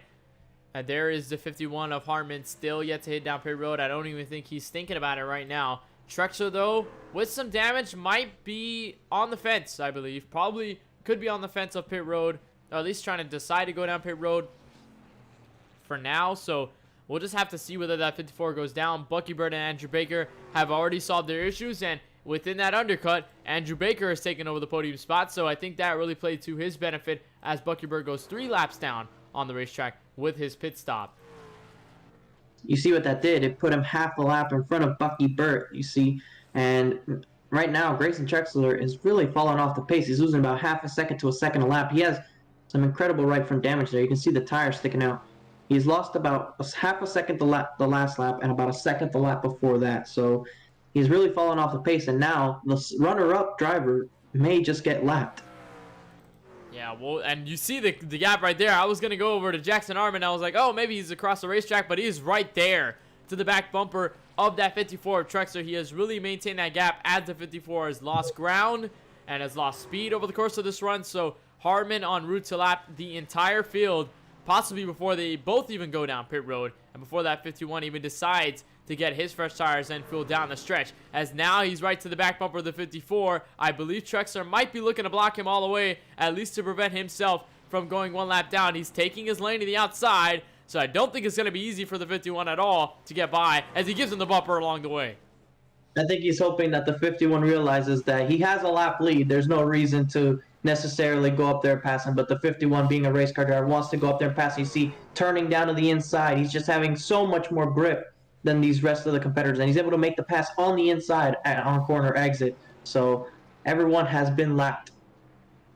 Whole field has been lapped at the hands of Jackson Hartman. I think now it's just a moment of hitting your marks, getting everything steady, and I believe just execute that final pit stop to go down, as now Grayson Trexler will decide to go down pit road after he has gone lapped. So the one driver left to head down pit road, and it is your race leader as Trexler makes his stop, and he's going to try to make this a quick one, but very, very slow down pit road. They're going to try to get all the way to his pit stall. Yeah, I think he was just trying to hold on as long as he could, and the minute he got lapped, he brought it down pit road. What he's hoping for now, since he did that, is he will use fresh tires to unlap himself, as we saw Jackson Hartman under fire from Bucky Burt. Bucky Burt trying to unlap himself to get 1 lap down, and he will right there. Jackson Hartman is the last driver. He has yet to pit. He has gone almost 80 laps on this fuel run and tire run. So it's interesting to see when he will have to pit, or if he'll have to pit. I really do think he will, because there's no reason for him not to. He's going to be losing a lot of time, but that'll just make him a whole lot faster for those final 15 laps whenever he decides to pit.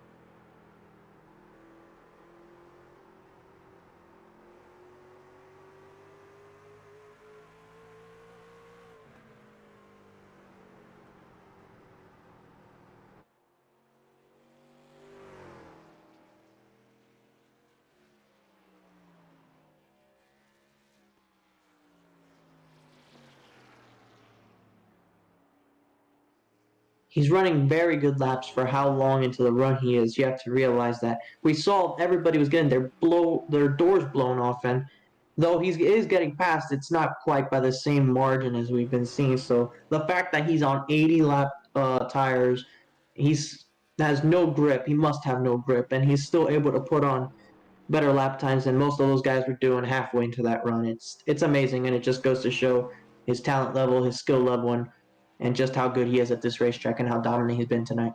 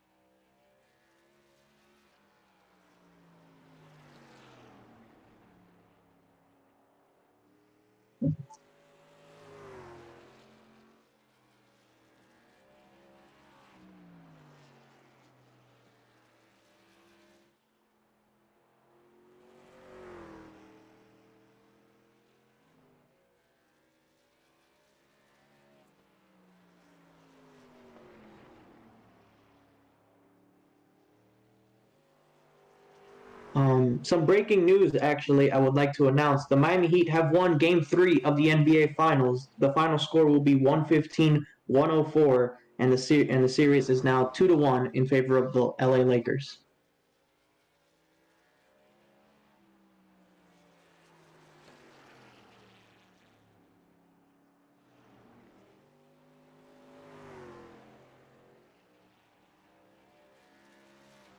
Yeah.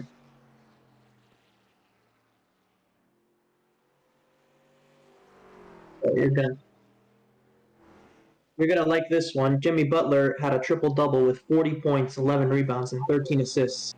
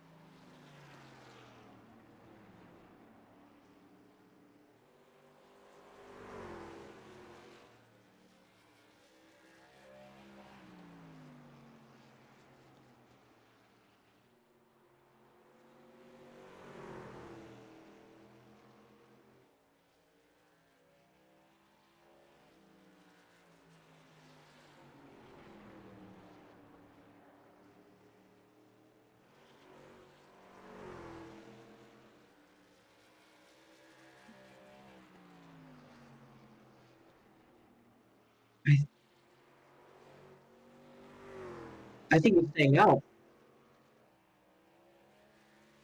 Yeah, that's what I was starting to think because it's gotten to the point where it would make no sense to pit at this time. I think if he pits, he would lose the lead. So I think right, he's trying to make it.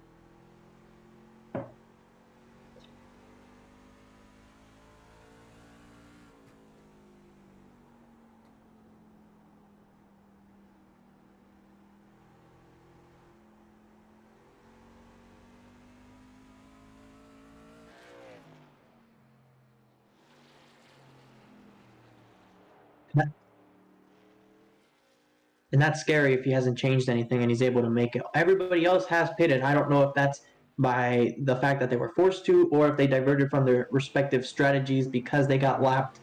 Because everyone that did pit came down when they got lapped. So I don't know if that's part of their strategies. They came in and said, we lost a lap, so might as well come down pit road. Maybe that's why they pitted, but we're coming to 5 laps to go. He's made his bet. He's going to try and run it out, and he's going to try and make 100 laps on a fuel tank and tires.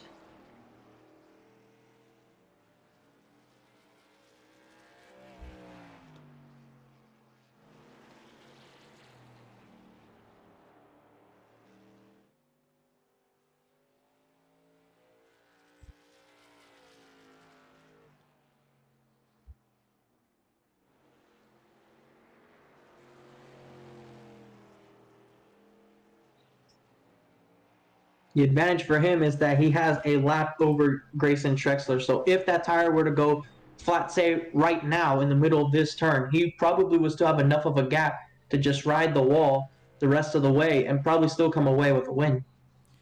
Yeah, 100 laps. That's unbelievable.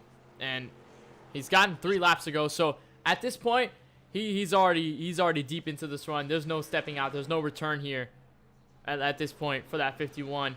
He's just going to go guns blazing, go all the way into this run, go 100 laps on a stint, which is just unprecedented at this point. He's going to take 2 laps to go this time by, clear 1 lap ahead of Grayson Trexler, who's sitting second right now on the racetrack. You see him going into 3 and 4.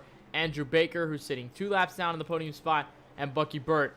Those two, by the way, Baker and Bucky Burt are battling for position, but they are split by Grayson Trexler in that 54, sitting there, currently second, locked in practically right now. But Hartman going to come off of turn number 4, and he'll take the final lap one more time here around IRP. A dominant performance by Jackson Hartman. We've really seen him unchallenged tonight. Only on that short run by Grayson Trexler, who tried the dive bomb, and the minute that didn't work, it was just, you just knew it was not going to be Grayson Trexler's night. So here comes Jackson Hartman off turn number 4 to capture his 2nd straight win at IRP.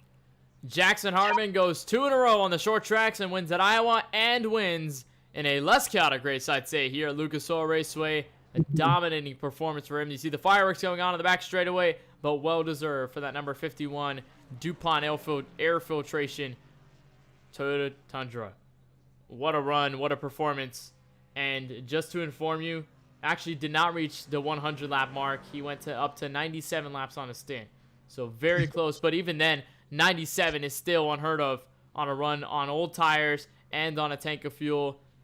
Huge run for that 51, and he's gonna burn it down with enough fuel in the tank to do so. He's gonna burn those old tires all the way down to the flat in front of the virtual fans here at IRP. Gonna take a look at the results and see exactly where everybody finished tonight. And of course, it's not a very long list to go through, and really not even further back to the top 10. Jackson Hartman takes his 2nd win in the road here in the TRRL eRacing Truck Series, a 1 lap ahead of Grayson Trexler, who comes home in 2nd, 1 lap down.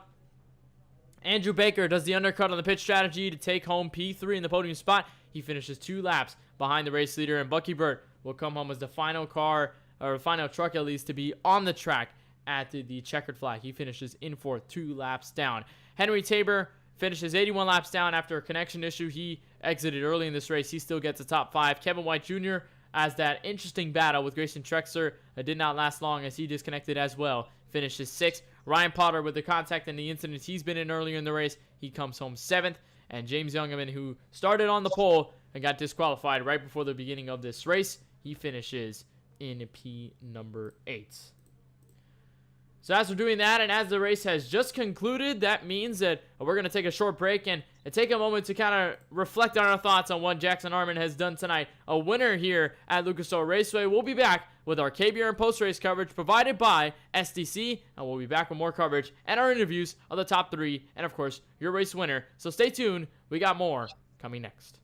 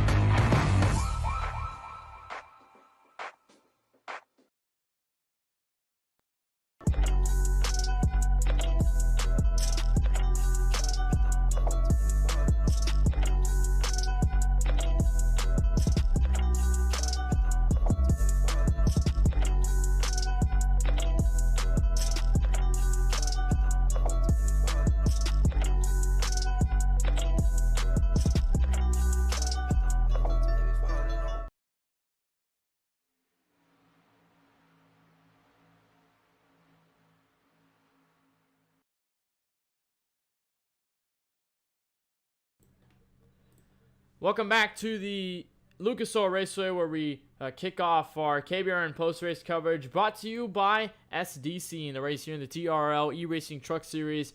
And what a race, 200 laps, and it was a long one, but it really was a celebratory for that 51 of Jackson Hartman. Takes his second straight win here tonight at IRP, and we're going to take a look and, of course, take his perspective up to victory lane, and we'll bring him in to the booth and see exactly what his thoughts are after his win tonight. And we'll bring him in. And first of all, Jackson, what a performance and what a drive you put on here tonight. I think dominance was really an understatement to describe the run here tonight. You led practically almost every single lap. You had a couple lead changes, but those were really down pit road. But then ever since, you sailed off with a victory, and you went on a 97 lap stint. First of all, just tell us how you managed to do that, 97 laps on those tires and that tank of fuel. Because it's just such a small track, we had a lot of fuel in it that I knew we could go the distance there. As far as tires, though, I didn't know how that was going to work out. But as far as we got like 60, 70 laps in, I was looking at my lap times, and I noticed that I wasn't losing enough pace to make it worthwhile pitting. Like, I'd still put down like a 23.5, 23.6. So I still knew that our qualifying pace, okay, we lost a second, but to pit, it didn't make sense. I think everyone got kind of bored, so they pitted, which I don't really blame them. But still a ton of fun racing with these guys tonight. People kind of started dropping like flies, but we were fast, and it was fun. You were definitely fast, and you definitely were the fastest truck here tonight. Apart, you had some battle from Grayson Trexler, and you had him going up to the back bumper. But other than that, you've been quick all night long. I got to ask a question here, at least kind of a little bit playful one. You have split in the race wins in these past 4 races. You have split wins between yourself, 2 wins, respectively, at Iowa last week and tonight, and with Jordan Kuntz, who won the first 2 races in the season. Are you kind of doing filling in the shoes for Jordan Kuntz now that he's gone tonight? Man, I wish that guy was here tonight. He's a ton of fun to race with because he's fast. I knew this one probably would have been who could save their tires the longest. If he was here, he probably would have gotten in my head, and I probably would have roasted him, and he would have taken off with it. But it's a ton of fun with racing with him, and it's cool to split races with him these past 2 weeks. I'm excited for Atlanta. Hope he's there for that race. That one will be fun. Also about saving tires. Just trying to be there at the end. Of course, Atlanta will be a different challenge, and it'll be the second 1.5 miler that you guys here in this series will reach. And of course, we'll be there. And I know you're going to be excited for that, especially if we get longer runs down the stretch. But before we let you go, Jackson, here in Victory Lane, is there anyone, any sponsors, any teams, or practically anyone else you'd just like to shout out for making tonight's effort and tonight's win possible? I'd just like to shout you guys out for broadcasting. I appreciate it. They're always fun to go back and watch. I want to thank Ryan. I mean, it was fun talking to him through that race. He only made it 29 laps, but he was still there in my ear the whole time. Thank Grayson. Fun racing with him, and I want to thank Bucky for putting these races on every week. All right, well, we thank you, Jackson, for taking the time to talk with us, and of course, we appreciate your support, and we hope to see you at Atlanta next week. I know it's going to be a lot of fun, and of course, 3 in a row would sound beautiful, but 2 in a row certainly does the job here tonight. Congratulations, Jackson, and we'll see you in Atlanta next week. Thank you, sir. Jackson Hartman out of the booth, and he is your winner in Victory Lane, celebrating here in the heart of Indianapolis. Gonna look back to row 2 and down to, not row 2, at least P2, where we go down to Trexco Sim Sports owner himself, Grayson Trexler. He is down pit road with Francisco. I'm with Grayson Trexler here, socially distanced. Grayson, you got a top 2 finish here. You maximize your points efforts with a 3rd and 2nd in the stages. No Jordan Kuntz, so I don't know exactly how the math will work out. You will probably come out with the points lead. How do you think you can summarize tonight's race? I mean, it definitely felt good to be running in a podium position all night, but Jackson just overall had the better truck all night, and at the end I just didn't have anything for him. Early on in the night, you had a battle with your teammate for the first 2 stages with Kevin White. How was that? That was really fun, throwing slide jobs and everything, and y'all saw on the broadcast one time that it worked, where I kind of threw it under him, and then the yellow came out, so it worked, but I would have tried it on Jackson if I ever got close enough, and he was just too fast. So as I mentioned earlier, there's a good chance that you may come away with the points lead. We're uncertain if Jordan Kuntz will be able to make the Atlanta race or not, that'll come down to a race day thing. But if he is able to race, do you think that in that race, being a 1.5 mile track, the second time we go to one of those this season, do you think that you'll be able to challenge him maybe either for the win or outscore him in points to try and keep that points lead if you do get it? If there's one thing I learned in this league is you never know how it's going to end until you cross the start and finish line. So Jordan always puts up a fight. He's definitely the better driver out of us too, but sometimes the best truck doesn't always win. Well, the last thing I'm going to ask you is is there anyone you want to thank for making this second place possible? I want to thank all my teammates before they all dropped like flies for reasons I don't want to discuss right now. I mean, it was fun battling with Kevin. We all had the pink numbers on the car tonight because October's, the breast cancer month. It's not a good thing. Hopefully one day, cancer will be gone. Agreed. Thanks for being here with us tonight, and hopefully you can build on this second place finish. All right, thank you.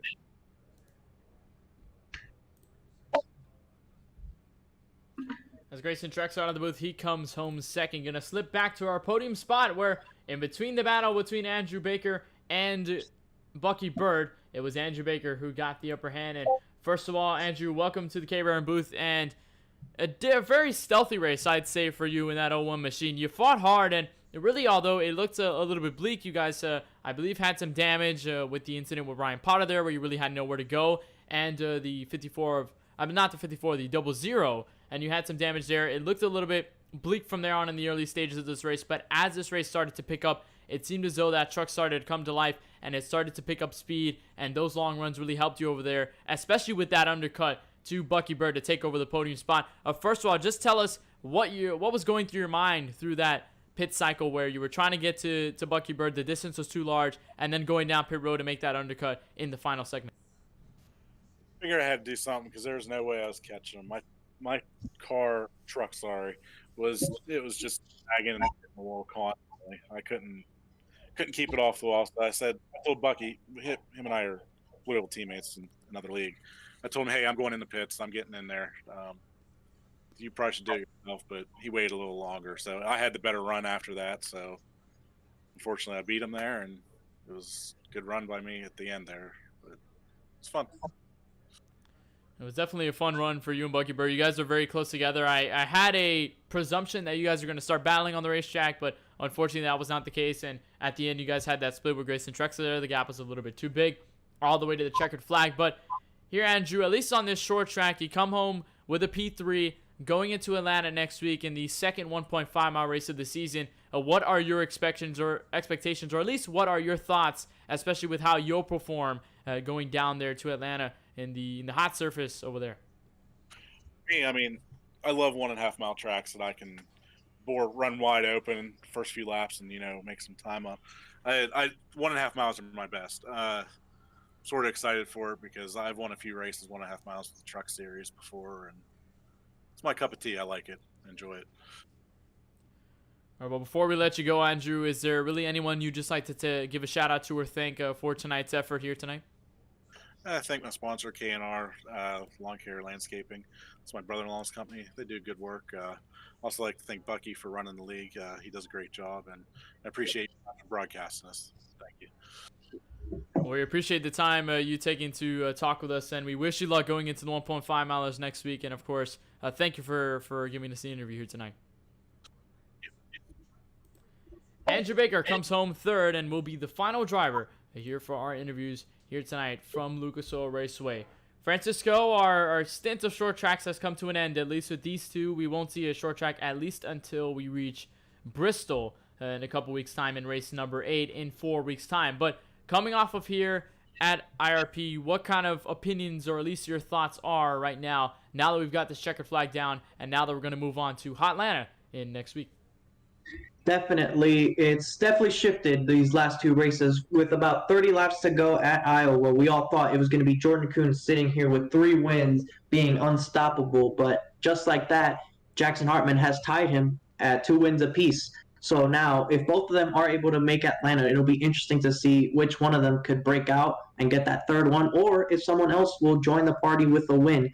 You never know. Atlanta is definitely one of those driver tracks that you got to manage your tires, because Atlanta, like no other, will absolutely eat the tires up. You will lose grip by lap 2, probably by the end of lap 1, really. So managing tires will be crucial for that track. Then you have Michigan, a super speedway. The draft is going to be super important there. You want to try and be in line. You don't want to stay side by side. So I'd say these next 2 tracks will definitely be interesting. It definitely plays more into that super speedway type racing, even though Atlanta isn't exactly a super speedway. It's a 1.5 miles. But with those tires, it'll definitely make it a good show as far as driver talents. And it'll be interesting these next 2 weeks. I just want to give a quick shout out, as we mentioned throughout the broadcast, to league owner Bucky Burt. Tomorrow is his birthday. Wishing him a happy birthday. Yeah, of course, Bucky Burt's birthday is tomorrow in just 2 hours' time, or at least 1.5 hours if you're on the East Coast here for Bucky Burt's birthday. So, of course, a happy belated birthday to himself, and hopefully he's able to spend it well with his family and his friends, and have a great day, the league owner himself. But going back to what you said about Atlanta, it is going to be a driver's track for sure.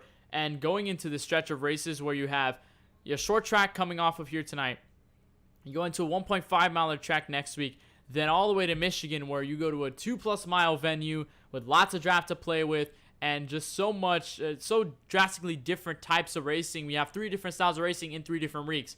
So it's going to be a test to a lot of these drivers, especially drivers like Kuntz, drivers like Trexler, drivers who are in this fight for the points lead, especially with Trexler coming out with a beautiful run here tonight and finishing second. So that is going to be something to develop. And of course, if you want to keep tuning into the TRRL eRacing Truck Series, next week on Sunday at 8 p.m. Eastern, the Truck Series will head to Atlanta Motor Speedway, and we'll take the green flag there, and we'll see how the drivers fare on the second 1.5 miler since the opening round at Charlotte. That'll be live at 8 p.m. Eastern. The session will go up from there, and of course, we'll probably most likely have the coverage here on the KBueno Racing Network. We'll update you on whether that will happen or not, but we'll just let you know from there on out. But for everything here, I believe that's going to do it for us here at the KBueno Racing Network, and going to wrap things up for tonight's broadcast. So a quick thank you to Bucky Burt, and of course a happy birthday to him for all he's ever done for the league and for putting all these races here tonight. Congratulations to Jackson Hartman taking his 2nd straight win of the season here at Lucas Oil Raceway. And for all of us here at the KBueno Racing Network, for Francisco Bacallao, my name is Kenneth Bueno, saying good night from the heart of Indianapolis. We'll meet you next week down south at Atlanta.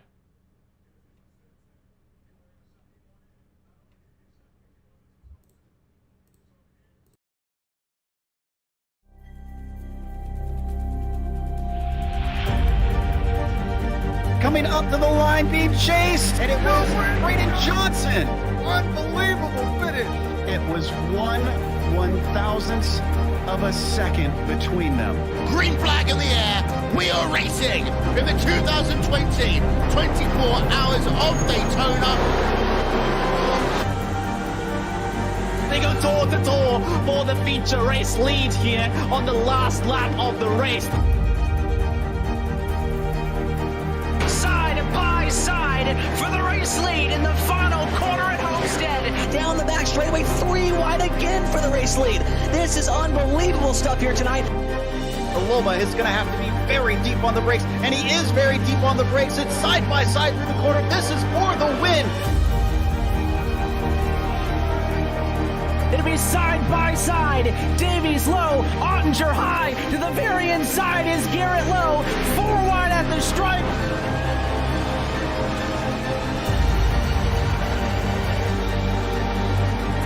For all his work here on this outside line, neck and neck. Who's going to back out? Does anyone back out? Verstappen starts to squeeze on the inside, and now he'll try and straight line it. Goes under the apron. Drag race to the line. It's so close to call.